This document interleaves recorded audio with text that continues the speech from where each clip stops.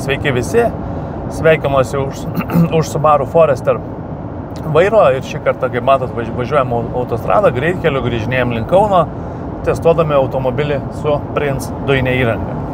Jeigu truputį užmesit akį į skidelį, tai skidelę turim 6327 km, tai yra šio automobilio rida ir tai yra 2025 metų Subaru Forester 2,5 varikliukas, paprastas, ne joks ne hybridas, opozitinis 4 cilindrų be turbinos varikliukas, kuriam sumontavom Prince dujinę įrangą.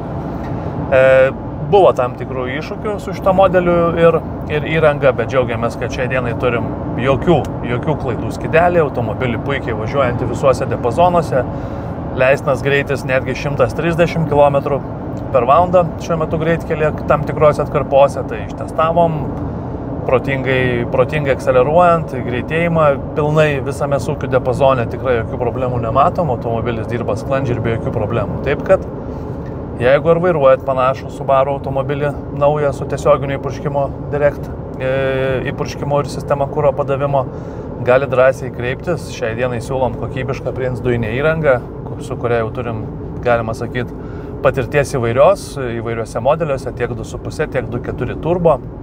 Ar tai būtų Outbackas ar Foresteris, taip kad drąsiai kontaktuokit, mielai galėsim pasiūlyti servise 007 kokybišką Prince dujinės įrangos montavimą. Tai tam kartui būtų tiek, ačiū už dėmesį.